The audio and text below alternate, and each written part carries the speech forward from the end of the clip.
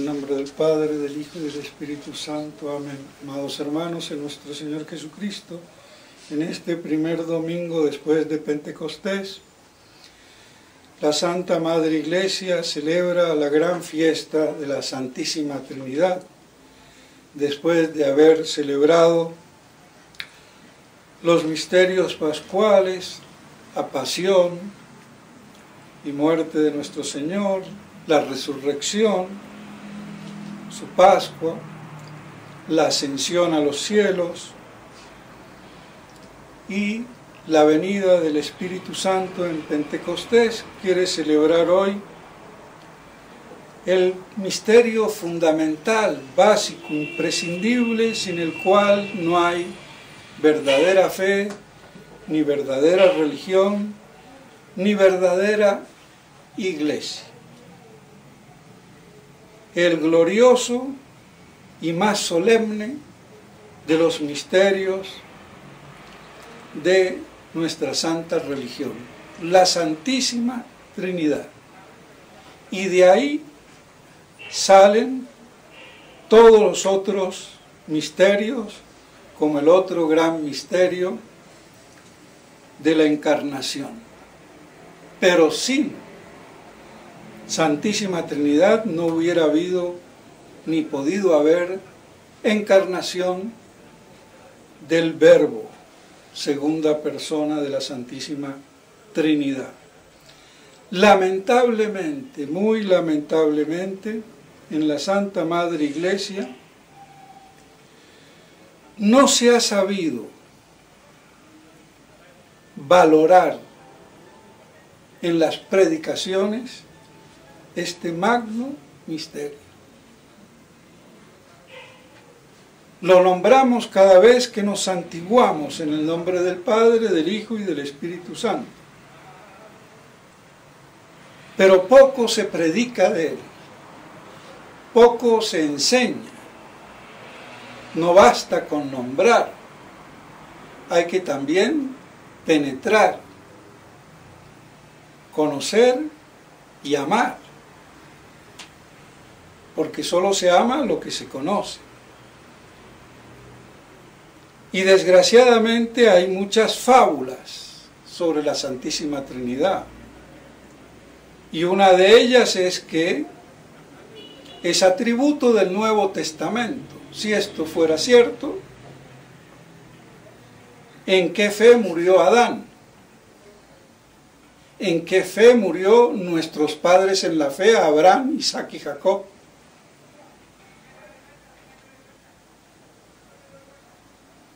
Que no esté explícito en el Antiguo Testamento no quiere decir que no esté implícito. Y aunque no estuviera implícitamente, no todo está en la ley escrita.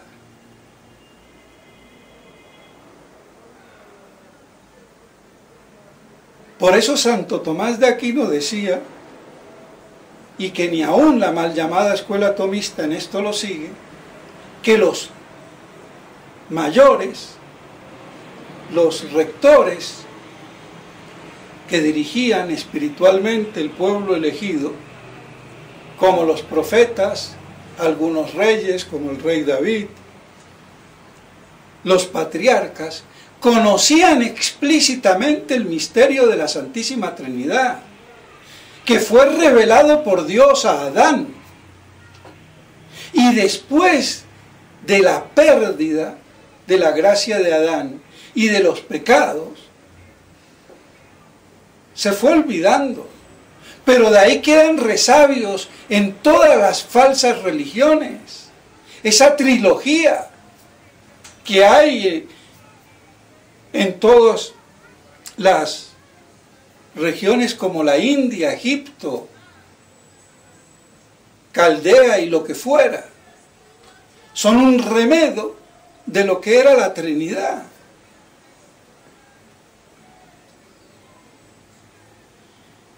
Y la diferencia entre el Nuevo y el Antiguo Testamento no es el conocimiento, sino el que se enseñara explícitamente al pueblo rudo que no estaba preparado y que creían en la Trinidad a través de los padres, los mayores, que sí la conocían, y por eso Moisés pudo desear ver su día. Por eso Abraham es nuestro padre en la fe. Si no hay Trinidad, no hay Dios verdadero. No hay monoteísmo. Eso de monoteísta, religión judaica e islámica, es una estupidez. Son monoidolátricos, no politeístas. Pero creen en un solo Dios idólatra. Porque si yo no creo en el Dios trino, no creo en el Dios verdadero. Porque Dios es por su propia esencia uno y trino. Y no un Dios uno y después un Dios trino. Y menos tres dioses.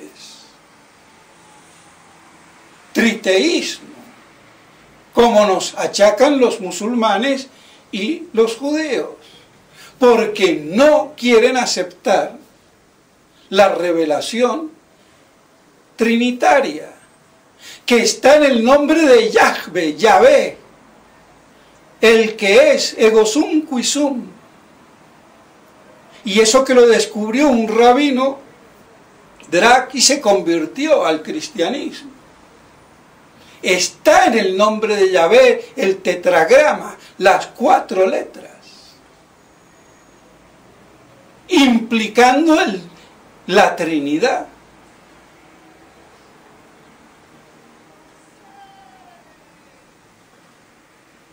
Pero esto no se acepta.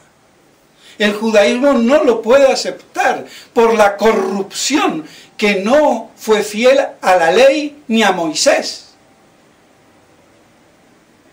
Como hoy la iglesia posconciliar no es fiel a la palabra de Dios, al testamento antiguo y nuevo. Estamos en la misma y peor, cometiendo un deicidio apostático, así de claro. Entonces la Santísima Trinidad siempre fue conocida, pero no por todos. Y cuando hubiera la encarnación ya vendría la plenitud de los tiempos y sí se haría explícita. Y por eso nuestro Señor dice: id y bautizad a todas las gentes en el nombre del Padre y del Hijo y del Espíritu Santo. Para que ya la proclamación fuese total, explícita, porque había llegado la plenitud de los tiempos con la encarnación. Entonces vemos la barbaridad teológica de los grandes teólogos. Y sin Trinidad no hay fe católica, no hay iglesia católica. Y es el gran misterio. El misterio que, si lo queremos sintetizar, es la conjugación de lo absoluto relativo o de lo relativo absoluto. Dos conceptos que en nuestra manera de pensar son incompatibles, o absoluto o relativo. Relativo o absoluto, pero que lo absoluto sea relativo y que lo relativo sea absoluto, eso ya supera cualquier intelecto creado, incluso el angélico. No son naturalmente compatibles. Por eso no se puede demostrar el dogma de la Trinidad. Dejaría de ser también un dogma, porque es un misterio, y los misterios no se pueden demostrar, elucubrar por la razón. Yo puedo llegar a la existencia y debo de llegar de Dios absoluto, eterno y bondadoso, pero a la existencia. Porque si existen los seres finitos, efímeros, tiene que haber una causa de esos seres que sea la plenitud de ser y no un ser limitado. Entonces se puede llegar con dificultad, como decía Santo Tomás, a esa plenitud de ser absoluta que es Dios, un solo Dios. Pero yo con eso no tengo la religión católica y verdadera, ni adoro al verdadero Dios. Puedo llegar por la intelequia a la personalidad de la deidad, de la divinidad. Pero aquí la gran contradicción, cuando yo lo personalice en una persona, deja de ser el Dios verdadero, trino. O sea que llego a personalizarlo porque es algo personal. Pero cuando yo diga que es una persona, ya metí la pata. O sea que cuando mucho, una deidad, una divinidad absoluta, eterna, infinita, bondadosa, omnipotente, omnipresente, infinita, sumo bien, suma verdad, personal, y basta. Porque cuando lo concretice unipersonalmente, se acabó la verdadera y posible noción de Dios.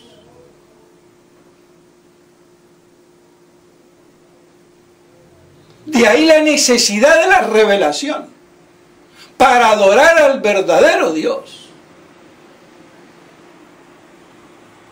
que es trino y no unipersonal, como sería el Dios para los judíos o para los musulmanes, que proceden del judaísmo, que no es más la judaización de los beduinos del desierto.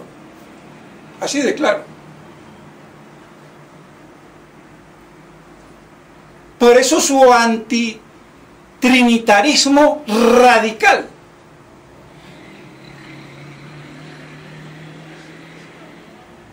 Porque aunque un judío mesiánico diga que Jesús es Dios, que es el Mesías, no cree, porque es la misma persona del Padre que crea, y esa misma persona, cuando se encarna, es el Hijo. Y cuando santifica es el Espíritu Santo, pero es una sola persona. O lo que era la herejía modalista o sebeliana, modos de nombrar, de presentarse de una única realidad personal divina. Así que cuidado.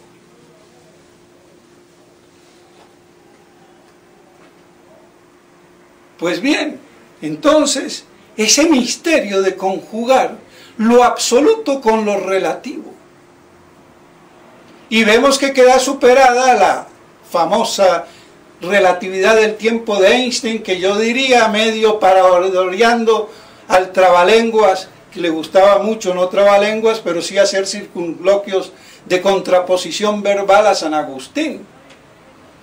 No se trata de la relatividad del tiempo, sino de la relatividad de lo absoluto. ¿Y cómo se masca eso? A lo que puede llegar gracias a la teología basada en la fe.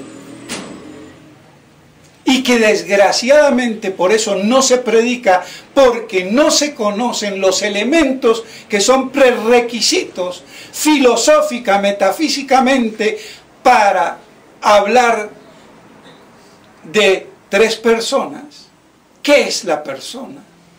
¿Qué es la naturaleza? ¿Qué es la esencia? ¿Qué es la substancia? Y aquí está. Hablo de una sola esencia, naturaleza o sustancia divina absoluta. Pero hablo de tres personas distintas y un solo Dios verdadero. Y si esto no se enseña con propiedad metafísica filosófica, dentro de los cánones tomistas de Santo Tomás, y no los cayetanistas, ni vainesianos, y menos suarecistas o dunscotistas, porque todo eso sirvió para enredar, porque no se podía explicar aún filosóficamente qué es el constitutivo de la persona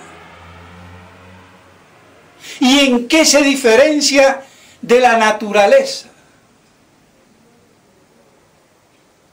Y si eso no se tiene claro filosóficamente, ¿de qué personalidad vamos a hablar en Dios? Porque Cayetano y Ibáñez en esto metieron la pata, como Duns Scoto, como Suárez. Y los que se creían tomistas siguiendo a Cayetano, cuando Cayetano se desvió. Y eso es lo que flagela a la mal llamada escuela tomista, y que por eso le doy duro. Porque hay que acabar con ese cuento.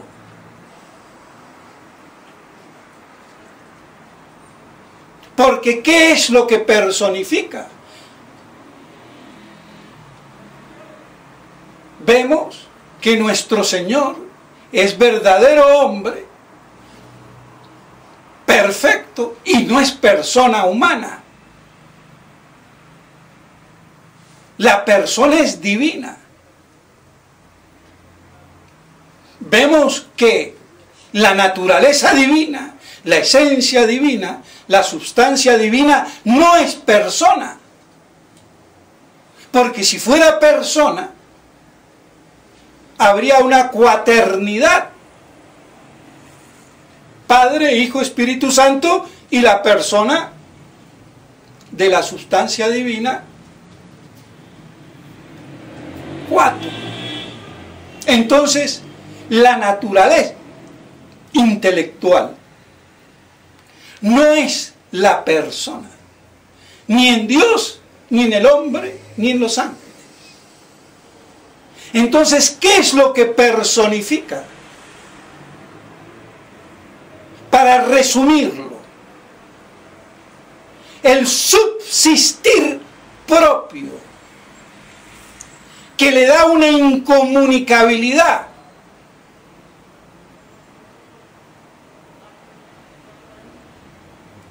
Y lo hace ser independientemente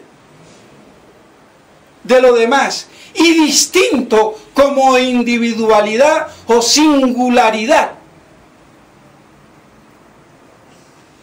que es muy distinto de la individuación de la materia. Ojo, porque esta es una individuación entitativa, subsistencial, si se quiere, y si me puedo inventar la palabrita.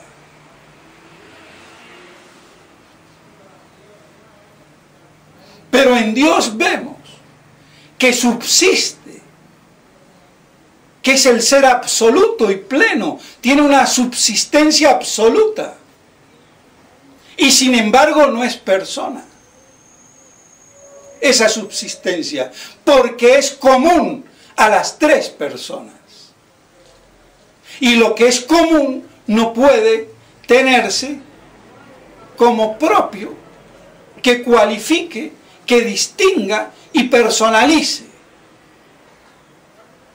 La subsistencia en el hombre me hace persona, pero la subsistencia en Dios no la hace a esa naturaleza persona.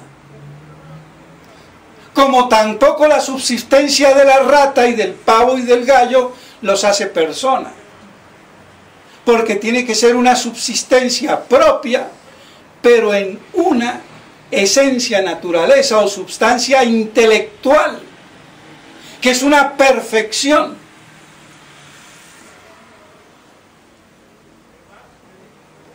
Y esa perfección no viene de la misma esencia que es potencia con respecto a su acto de ser. Porque aquí es donde está el gran tema, que quizás se haga pesado, pero tengo que esbozarlo por lo menos, del ser participado. Porque Dios es el ser absoluto y el ser participado es limitado y más o menos imperfeccionado según la naturaleza sea angélica, más imperfeccionado si es humana, más imperfeccionado si es de un animal, un vegetal o el chichavirus. Pero es ese ser participado el que perfecciona las esencias, las naturalezas y hace que las sustancias sean y subsistan como entidades singulares, individuales y distintas de las otras, como individuos. Entonces, por no captar esto, es que vienen todas las marañas entre los teólogos, que no captaron la profundidad de Santo Tomás. Gracias a Dios, algunos cuantos sí, pero no son mayoría. Entonces, en Dios, para sintetizarlo y ayudarnos un poco a comprender, esa subsistencia absoluta es comunicada por vía de intelectualidad al Verbo, que posee ese mismo ser común que el que lo produce el Padre. Y digo que lo produce porque toda procesión en la Trinidad es una producción, como dice Santo Tomás, aunque suene un poquito a chino decir producir, porque voy a pensar que estoy produciendo vino o aceite, no.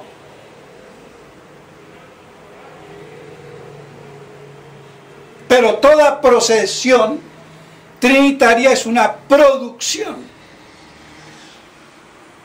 intratrinitaria, aunque este aspecto tampoco se toca. Pero lo digo para que el que le pueda fastidiar la palabrita de producir, que no tiene nada que ver con el ser hecho o ser creado, pero sí de ser procedente, como procede el verbo de la inteligencia. Y ese modo de ser no es lo mismo que el que lo da que el que lo recibe. Y así por vía de voluntad de amor es que del Padre y del Hijo procede y es producido el Espíritu Santo. Y tienen toda la misma esencia y sustancia y ser absoluto. Pero entre ellos, ese mismo ser absoluto en orden al origen, procedencia o producción, no lo poseen bajo el mismo matiz, esquema o diferenciación, porque no es lo mismo el ser filial, expirado, y el ser paternal. Pero es el mismo ser, que si yo lo veo de modo absoluto, es uno. Y si lo veo de modo relativo, es trino. Por la oposición que hay en la relación de la procedencia. Y es lo máximo que se puede decir. Más allá no puede llegar el intelecto. Pero muy pocos hablan que la Santísima Trinidad es el ser absoluto y el ser relativo. En esos dos aspectos. Y que sigue siendo un gran misterio inefable. Y que lo contemplaremos en la bienaventuranza eterna. Y por eso es un solo Dios en tres personas. Y tres personas que son un solo Dios. Y sin eso no hay religión católica. No hay iglesia católica. Y aunque lo hayan explicado de otro modo y malamente, y aunque yo no lo explique bien tampoco, pero un poquito mejor sí, porque es un misterio. Y seguirá siendo un misterio en toda la eternidad. Lo absoluto de Dios, que también es relativo.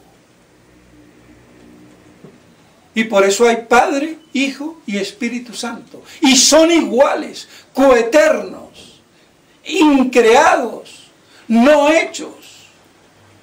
Aunque dije producido, en el sentido de procesión.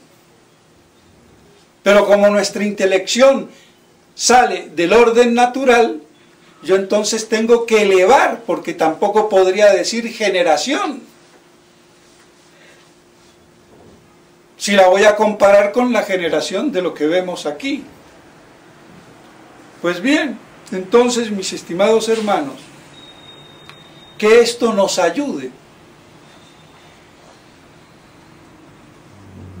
a comprender la importancia de la Santísima Trinidad. Porque sin ella no hay verdadera fe. Sin ella no hay cielo, no hay paraíso, no hay vida eterna. Entonces, por eso requiere de nosotros un acto de fe, de adhesión a la palabra de Dios. Más allá de las explicaciones. Porque aunque no entendamos, por mucho que expliquemos, tratemos de entender, lo importante es aceptar la palabra de Dios y saber que ese Dios es uno y trino. Y por eso todo lo demás son falsas religiones que no adoran al Dios uno y trino. Y eso es todo. Y toda la gran diferencia. Por eso tenemos que agradecer de haber nacido en un medio católico, de padres católicos, o si no, de habernos convertido en algún momento tocados por la gracia de Dios. Porque es también un don, la fe es un don. Y ese don versa sobre este magno misterio. Entonces, que la Santísima Virgen María nos ayude para que siempre conservemos la fe en el verdadero y único Dios que es uno y trino. En nombre del Padre, del Hijo y del Espíritu Santo. Amén.